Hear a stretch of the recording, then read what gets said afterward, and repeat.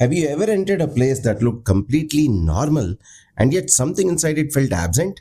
Not destroyed, not chaotic, just withdrawn.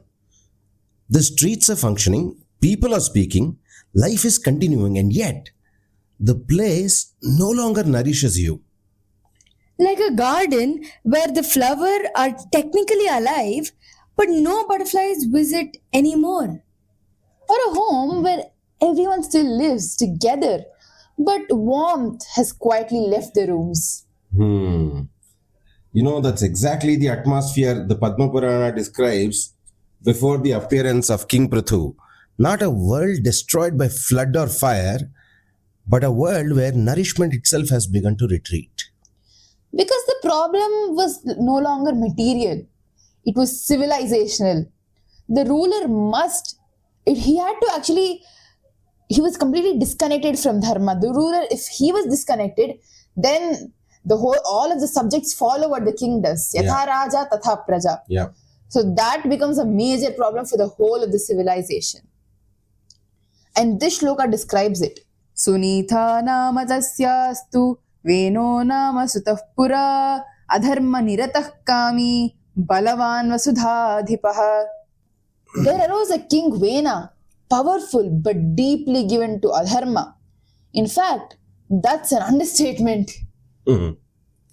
If sin or adharma had a name or a very personification, that would be Vena.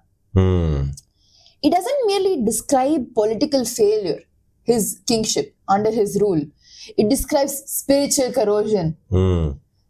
Here's where there begins a bigger problem. Due to Vena's deeds and atrocities on people, the earth, Bhūmi, who is herself called Kshamaya Dharitri, felt disturbed. The earth was exploited, overexploited. No one could perform their ordained daily activities. Thus, even in Krita Yuga, actually, if you look at Krita Yuga, where life had to be led a certain manner, in a certain way, it had to be led righteously according to Dharma. Yeah, I've heard it's a very dharmic yuga. Yes, there was no treachery. But we all know, right? Once a drop of black paint falls into pure water, the color transforms completely. That's an amazing analogy, actually. Yeah. So, the earth could not bear anymore, and she slowly stopped giving anything.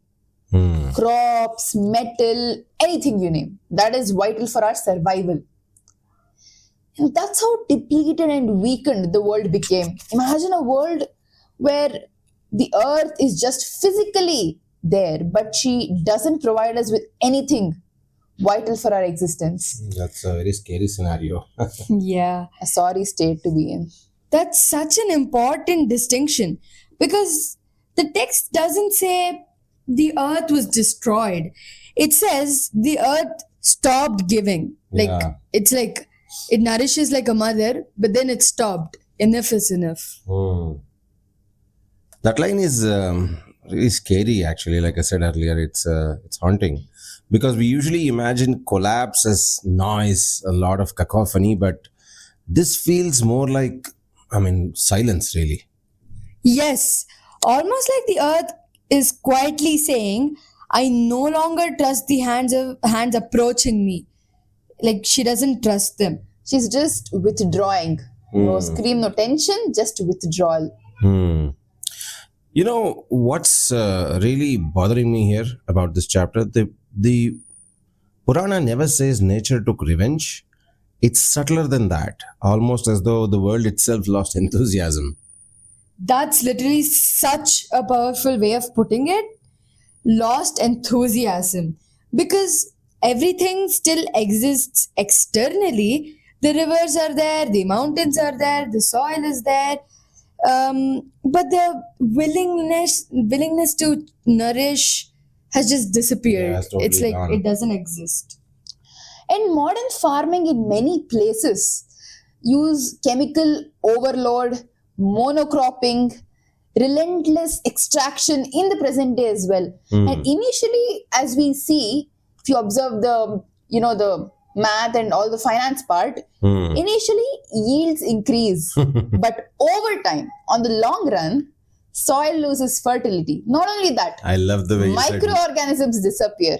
I love the way you said math and finance there. Yeah.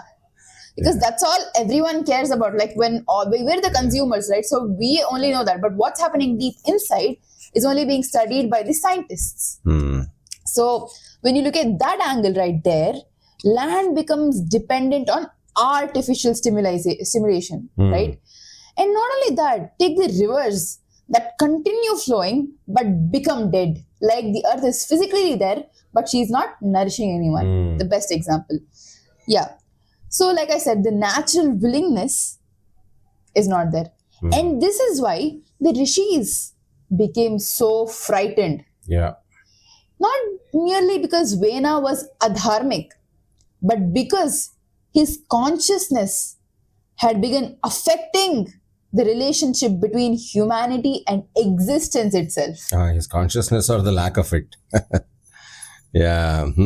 Almost like leadership is not merely just administrative. It sets the emotional metabolism of a civilization. Like you said earlier, yatha raja tatha praja. Yes. And I think all of us have experienced this in smaller ways. A classroom, a workspace, a family. Sometimes one dominant consciousness changes the atmosphere for everybody else. Yeah. I can understand. Yeah, that I can relate to. That's really true. I mean, for situations like this, like having the words come is kind of hard. You enter certain spaces and immediately feel like constriction, like somebody is holding you back. Exhaustion, really, right? And guardedness, like people are very rigid, even before anybody says anything. Yes, everyone's self-conscious about that image, and as we discussed in the previous episode. And the Purana takes us to a principle, this principle especially, to a cosmic scale. Yeah. The king was not merely a political figure, as we are highlighting. He was a dharmic stabilizer. When that center collapses, the earth herself becomes uncertain. You know what? I suddenly realized the earth is this story, behaves less like property and more like a sensitive living being. Yeah. In the story, she's like, she exists. Exactly. And that's the part modern readings sometimes miss. This is not just resource management nor primitive agricultural story here. This is relationship between the earth and the ruler. Very much so. In fact, later when Bhūmi flees in the form of a cow, look at the situation at which it is that Bhūmi herself from earth has to flee as a cow. Imagine the situation. That symbolism becomes crystal clear. Because a cow does not give through force.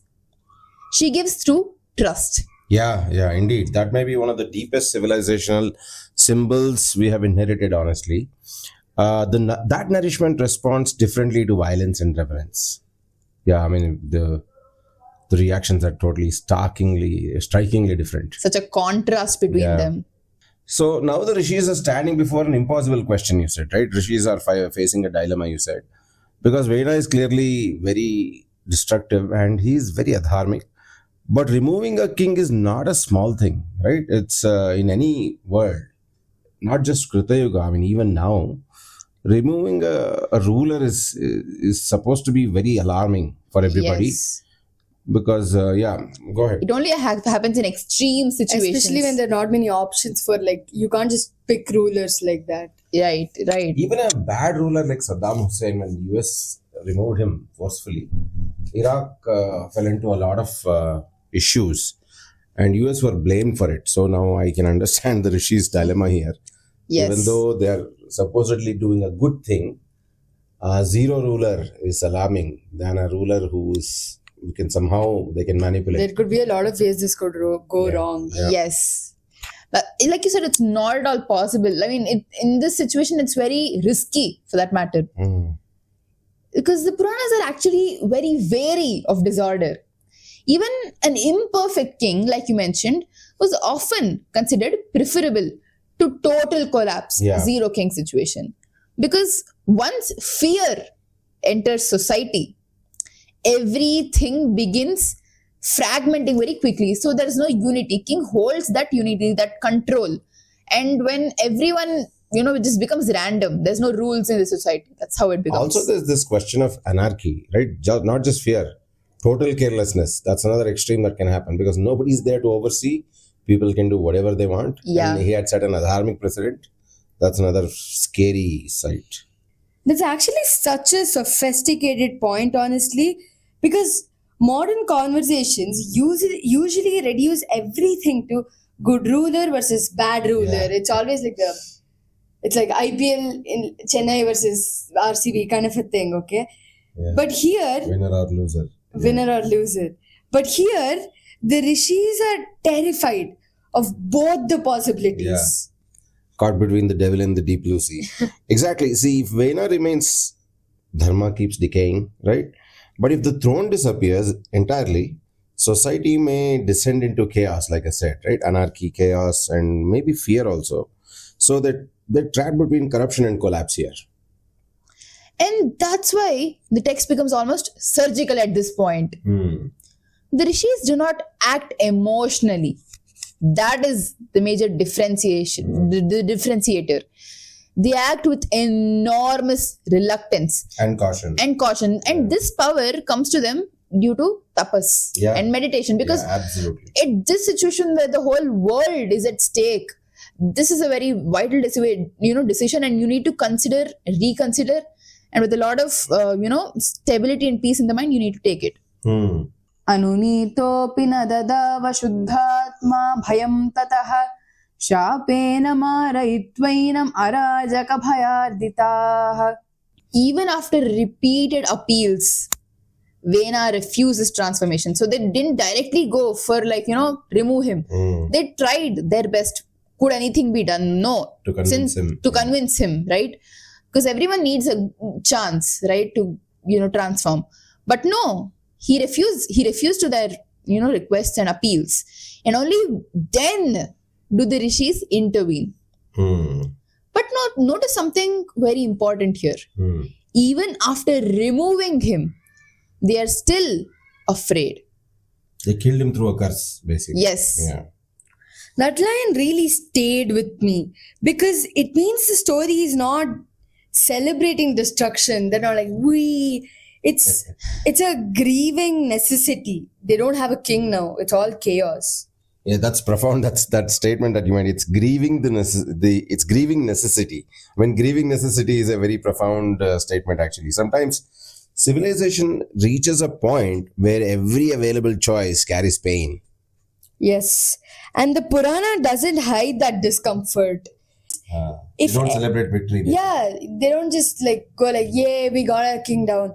If anything, they become more burdened. Now they need to find a proper ruler. I think that's what that shloka means when they said, Shapena marayitvainam arajaka bhayarditaha, because they felt afraid after killing him. Through a curse, Shapena. Yeah, that's right. Absolutely. Because now, like you said, comes a deeper question.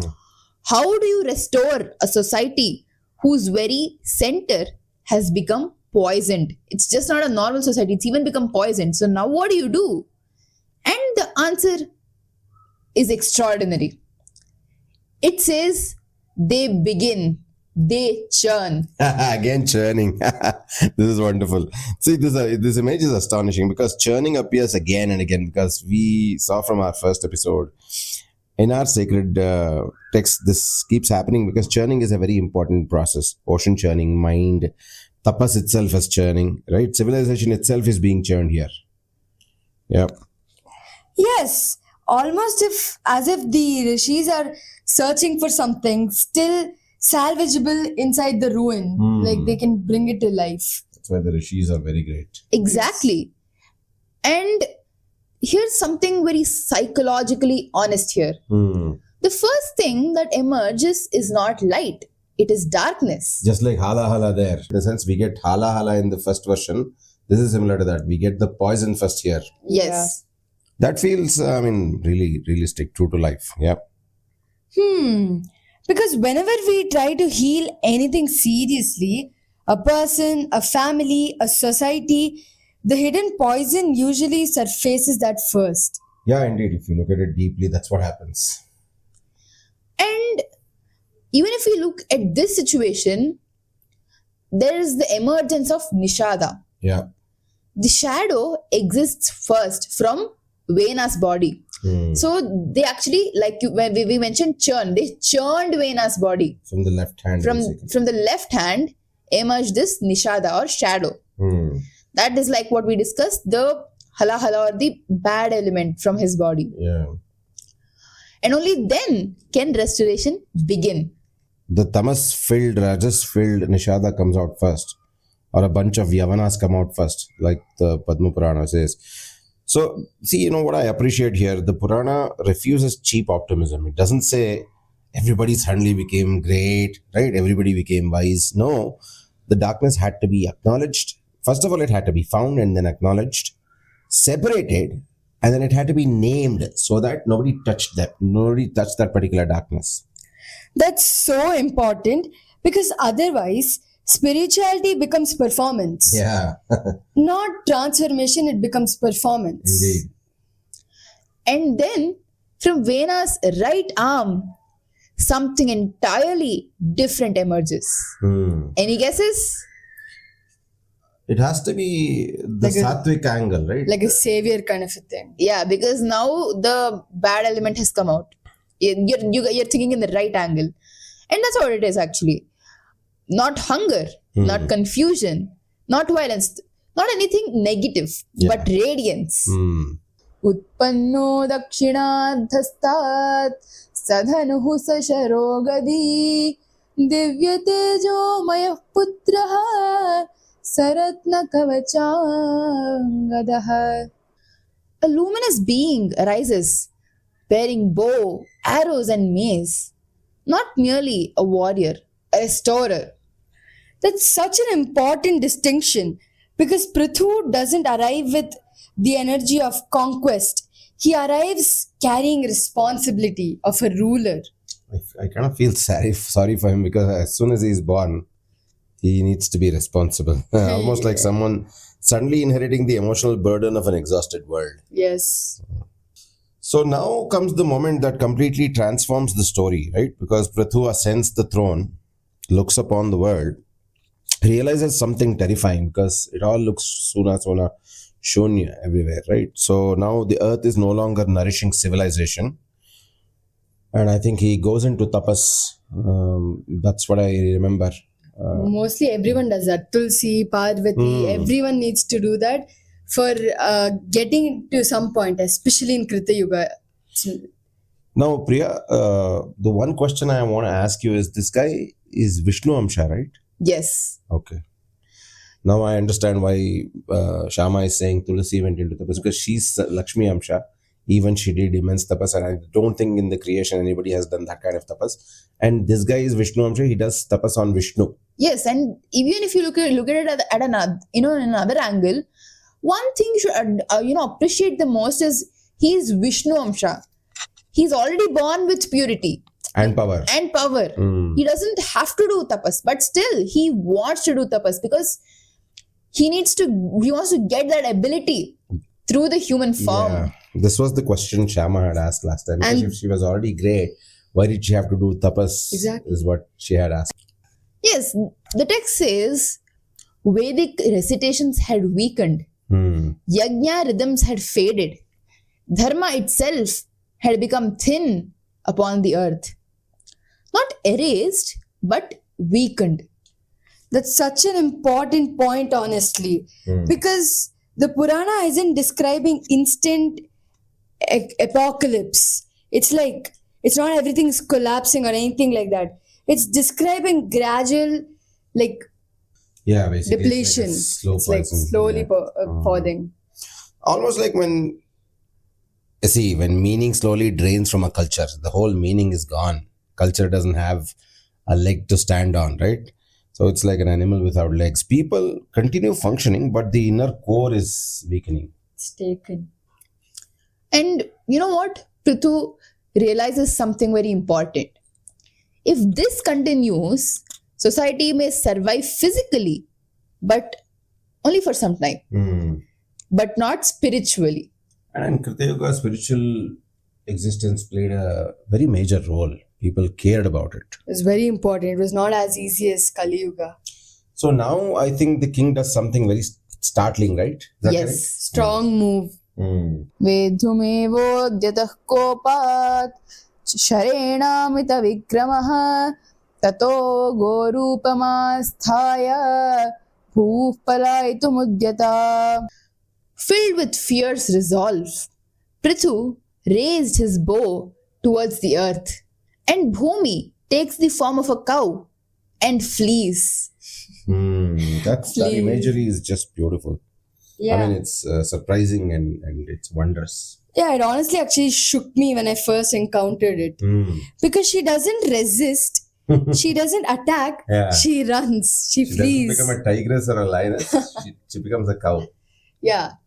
Yeah, and exactly. And somehow that feels far more painful because almost like nourishment itself has become frightened. Because cows generally, when somebody tries to attack them, they get frightened. So, Yes. Like the earth is saying, I cannot continue giving it into hands that no longer understand the relationship. It's a two-way thing. yeah. And notice carefully, Bhūmi does not deny nourishment itself. She withdraws from misuse.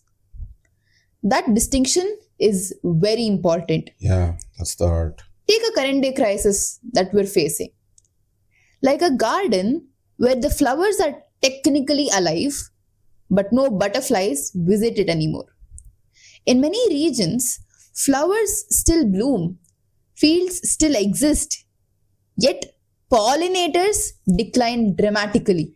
Such a nice comparison. The ecosystem begins losing visible reciprocity, and nature becomes quieter, less participatory, and less relational. Now, this is Kali Yuga, just 5,000 years down the line. But imagine what people felt during Vena's reign was much worse. So just imagine, now we are facing these difficulties, but Vena's reign was in such a bad situation that the earth itself had to flee. Yes. But there's something that we all have to think about, contemplate about. By the time we reach the 30,000th year out of the 4 lakh years of Kali Yuga, 4 lakh plus. 4 lakh plus years of Kali Yuga, we may face a similar situation. No doubt if we continue like this. Without a shadow of doubt, because big bhaktas like Premanand Maharaj, all these bhaktas claim that because as the yuga passes, the deterioration is profound. I mean, it's no doubt that all the Kathavachaks, Bhaktas and all those people are influencing a lot of people. That changes the whole emotional texture of the story because Pṛthu is not chasing wealth, he's chasing reconnection. I mean, he's trying to reconnect with the earth. Beautifully placed and said. And maybe that's why the earth becomes a cow specifically. Not merely because cow nourishes, but because cow respond to emotional atmosphere. Yeah, indeed. They're very smart. That's true. You cannot violently manufacture trust around a cow because everybody knows until a bachda comes, it never gives milk. The bachda is basically a calf. So she obviously also senses tension immediately around her. Exactly. The symbolism is astonishingly precise. Bhūmi is not behaving like land. She's behaving like consciousness. Yeah, for our Hindu culture or Hindu samskara, Bhūmi is never just a land. We never treat her like land. It's always goddess. Even Bharata Mata. Yeah. So she's, indeed, she behaves like a consciousness. No wonder. You know what suddenly struck me here? The earth in this story behaves more like a relationship than a resource. Yes. Yeah. Wow. Yes. That's exactly it. Yeah. Well placed. Because in relationships too, sometimes the giving stops long before the relationship ends itself. That's painful, but Very true. That's how it works. And perhaps that is why this episode feels so contemporary without trying to be contemporary. Yeah, and it's not a try hard, right? Because here we're discussing something timeless. What happens when trust collapses between the giver and the receiver? Indeed. Yeah. So maybe that's why Pṛthu does not ultimately strike the earth. He just wants to scare her a bit, because somewhere he realizes force cannot restore nourishment, which is true in 99% of the cases. Even as so, like we discussed the giver and you keep giving, and the other person keeps taking, the relationship cannot continue. It Yeah. should be, mutual, There has to symbiotic. be a connection. And during Vena's reign, that was not happening. At one point, a mother can't take it anymore. Yeah. So finally, Bhūmi stops. She turned towards Pṛthu and asks a remarkable question.